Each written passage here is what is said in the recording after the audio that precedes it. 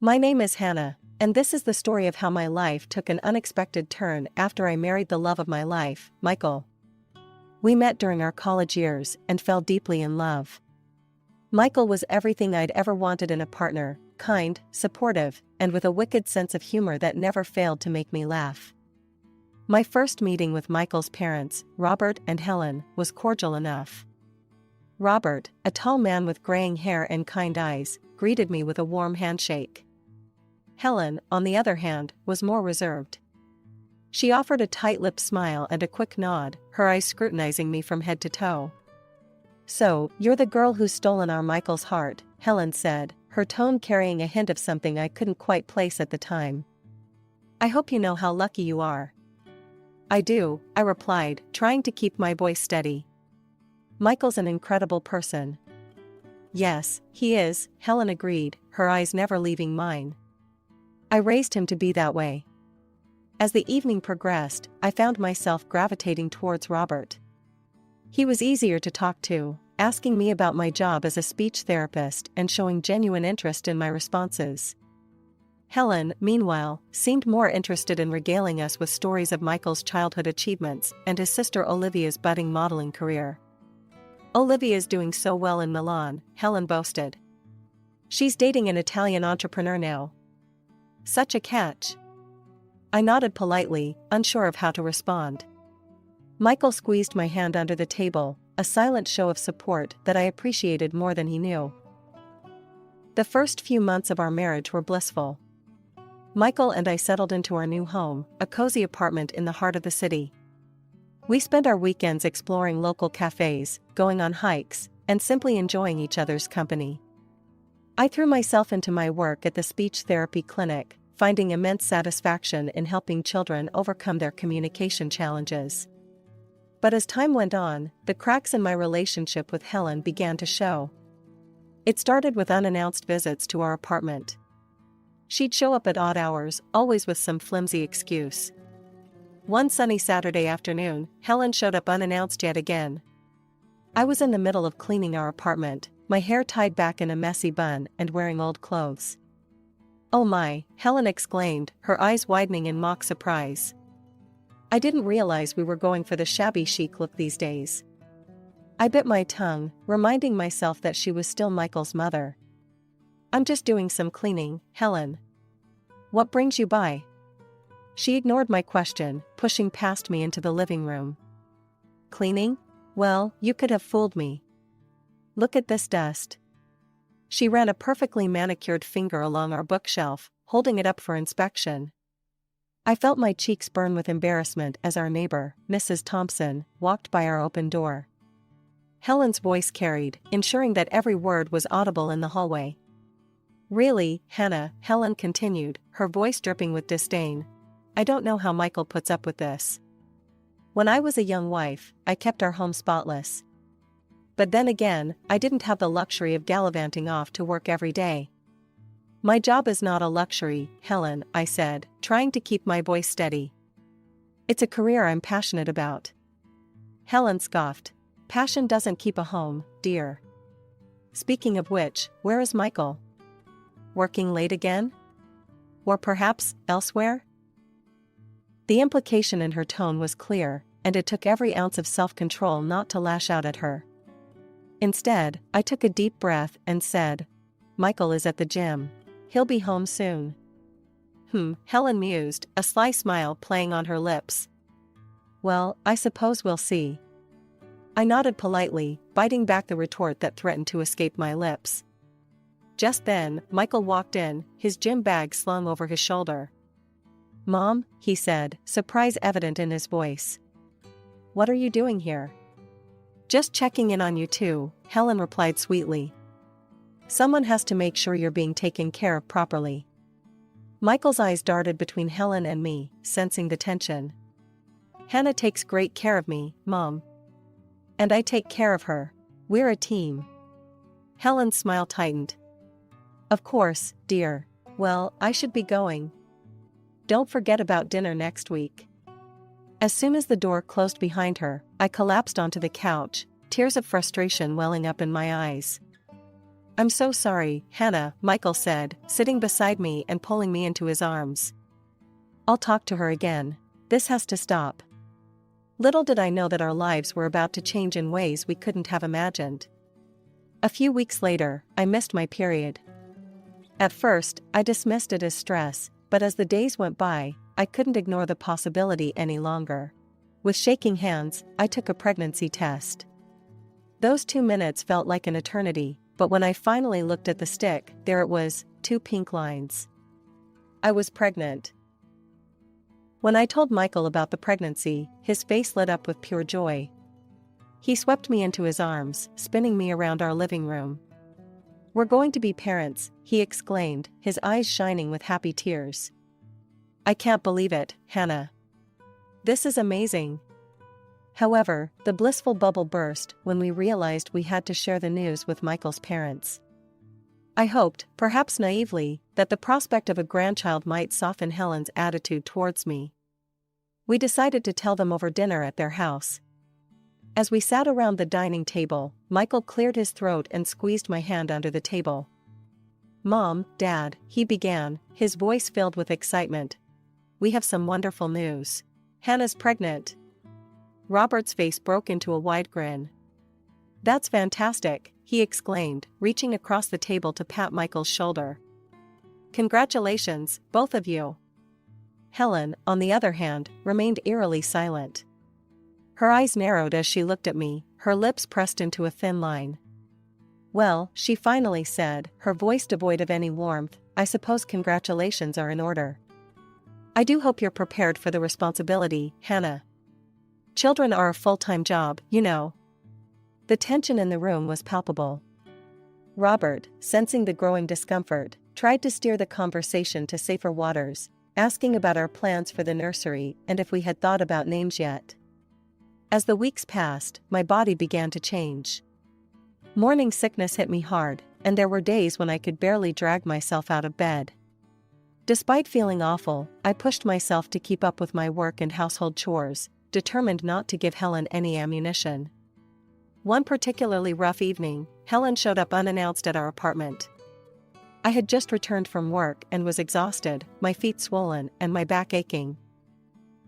Oh my, Helen said as she walked in, her eyes roving over my disheveled appearance. You look absolutely dreadful, Hannah. Are you sure you're taking proper care of yourself? And the house, well, it's seen better days, hasn't it? I bit my lip, fighting back tears of frustration. I'm doing my best, Helen. Pregnancy isn't easy. She waved her hand dismissively. Nonsense. Women have been having babies for millennia. There's no need to make such a fuss about it. When I was pregnant with Michael, I never let it interfere with my duties. As she continued to criticize everything from the state of our laundry to the contents of our fridge, I felt something inside me snap. Helen, I said, my voice trembling with suppressed emotion. I appreciate your concern, but I'm tired, I'm nauseous, and quite frankly, I don't need this right now. If you can't be supportive, I think it's best if you leave. Helen's eyes widened in shock, then narrowed dangerously. Well, I never, she huffed. Is this how you speak to your elders? To family? Michael will be hearing about this, mark my words. She stormed out, slamming the door behind her. Just when I thought things couldn't get more complicated, our lives took another unexpected turn. One rainy afternoon, the doorbell rang insistently. I opened it to find Olivia, Michael's sister, standing there with puffy eyes and a suitcase at her feet. Olivia? I gasped. What's wrong? She burst into tears and fell into my arms. It's Marco, she sobbed. I had to leave him. He was cruel to me. I barely escaped with my life. I ushered her inside, my mind reeling. Olivia had always seemed to have the perfect life, a successful modeling career, a wealthy husband, a glamorous existence in Italy. But as she poured out her story, a very different picture emerged.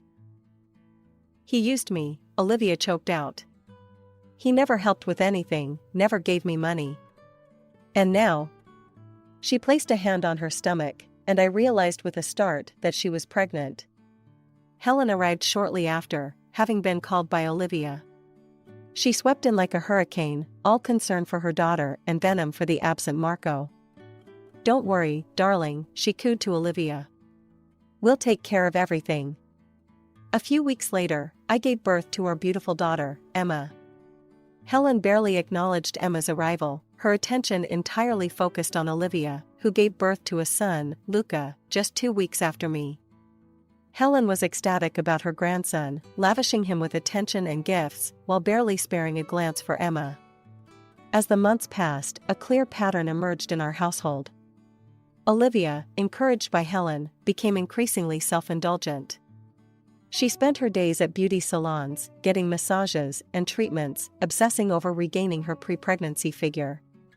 She made no effort to find a job, instead living off her parents' generosity. Before we knew it, it was time for the children to start school. Emma and Luca ended up in the same class, a situation that only highlighted Helen's blatant favoritism. She would pick up Luca from school, often leaving Emma behind for me to collect after work. At school events, Helen made it clear she was there only for Luca, barely acknowledging Emma's presence. One day, Helen fell ill. Olivia, unwilling to disrupt her beauty routine, turned to me.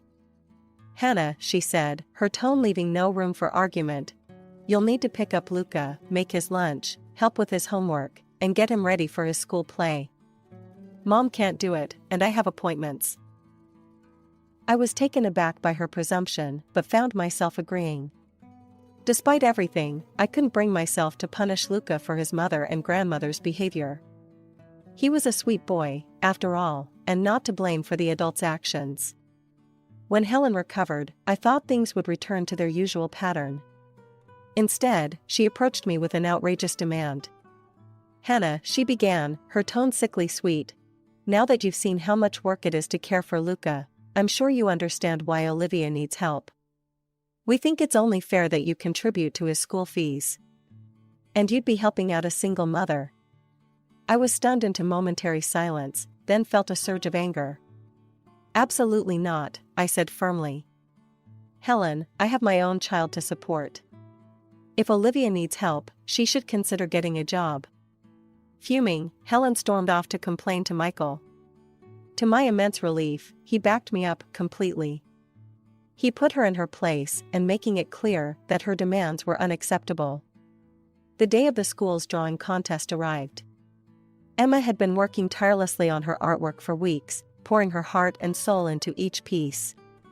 Her excitement was palpable as she carefully packed her drawings into her school bag the night before. That morning, as we were getting ready to leave, Helen unexpectedly showed up at our door. "I thought I'd take the children to school today," she announced, a smile that didn't quite reach her eyes plastered on her face. "Really, Grandma? You'll take me?" Emma asked, her eyes shining with hope. I received a call from Emma's teacher just before lunch. "Mrs. Johnson? There's been an incident with Emma's artwork for the contest. I think you should come to the school." My heart racing, I rushed to the school. I found Emma in her classroom, tears streaming down her face, surrounded by her ruined artwork. Each carefully crafted drawing was soaked through with what appeared to be orange juice, the colors running together in a heartbreaking mess. "Mommy," Emma sobbed as she saw me. "Grandma did it. She put juice in my bag on purpose." I felt as if I'd been punched in the gut. Leaving Emma in the care of her sympathetic teacher, I drove straight to Helen and Robert's house, my hands shaking with anger as I gripped the steering wheel. I burst into their living room, where I found Helen calmly sipping tea. "How could you?" I demanded, my voice trembling with rage. "Emma's artwork. The juice. She told me what you did." Helen's face hardened. "I'm sure I don't know what you're talking about. Children have such vivid imaginations, don't they?" Just then, Luca piped up from the corner of the room where he'd been playing quietly. "But Grandma, I saw you put the juice in Emma's bag. You said it was a surprise for her." The room fell silent. Robert, who had been listening from the doorway, stepped forward, his face a mask of shock and disappointment. "Helen, is this true?" Caught out, Helen's demeanor changed instantly. Her eyes flashed with defiance. So what if I did? It's not fair that Emma gets to participate in the contest when Luca didn't enter. I was just evening the playing field. Robert exploded. Have you lost your mind, Helen? How could you do such a thing to our granddaughter? As Robert continued to berate Helen, Olivia burst into the room. Taking in the scene, she immediately rushed to Helen's side. How dare you all gang up on Mom like this, she shrieked. Get out, Hannah. You're not welcome here. Stunned by this turn of events, I left the house in a daze. I drove home in silence, my mind reeling from what had transpired. When Michael came home that evening, I recounted the day's events. His face paled, then flushed with anger as I told him what his mother had done. That's it, he said, his voice hard with resolve. We're done.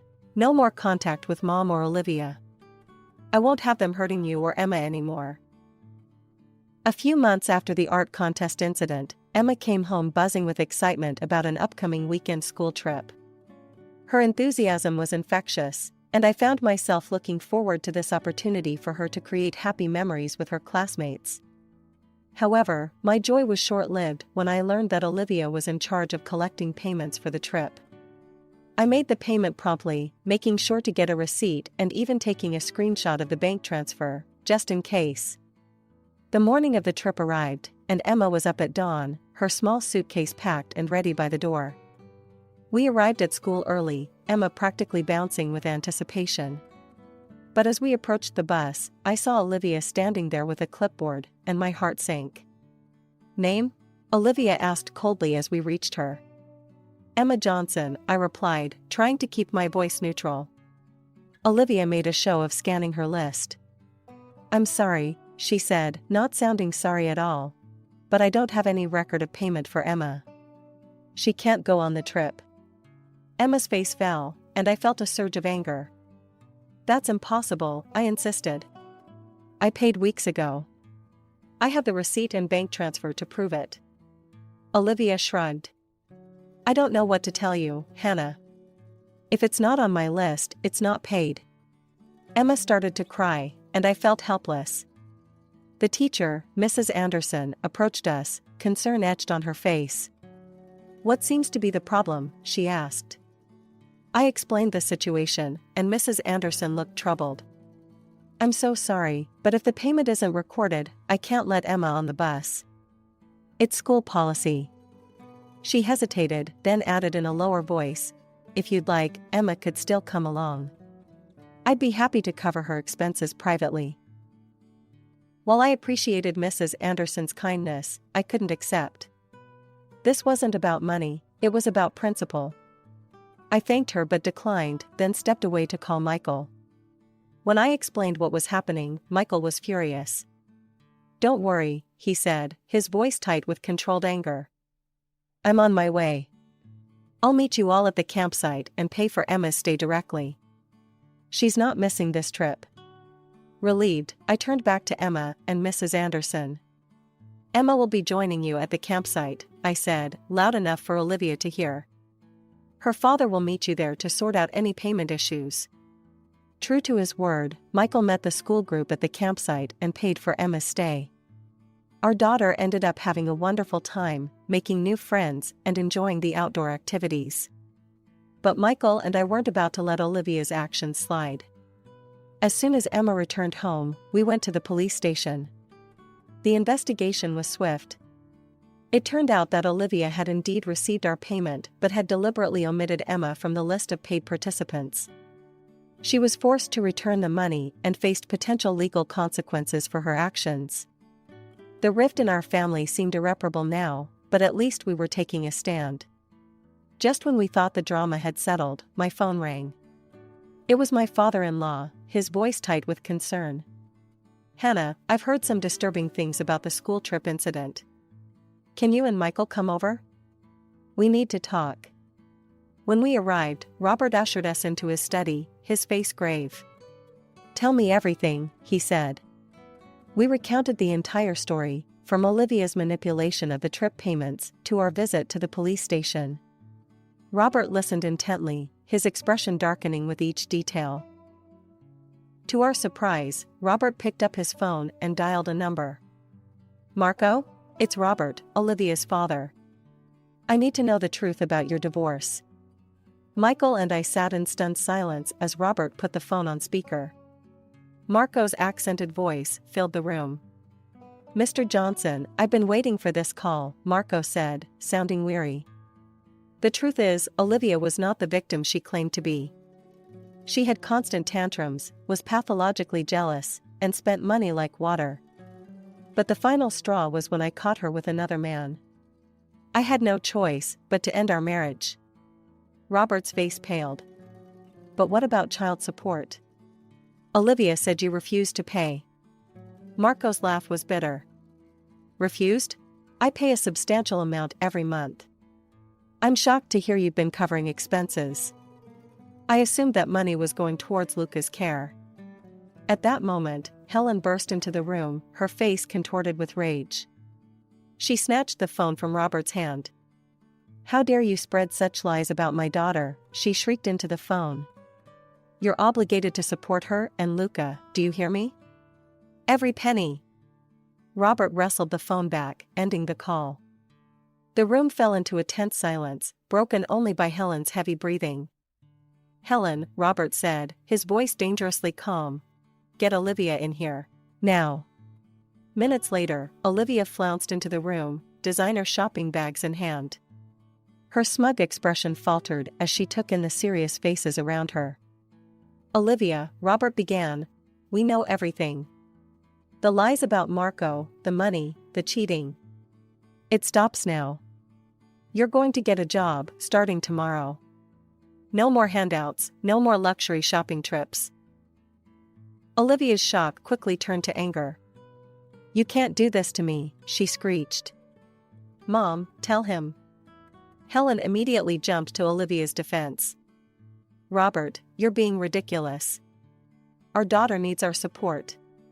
Robert stood up, his patience finally snapped. "Enough," he roared. "This is my house, and I've had it with both of you.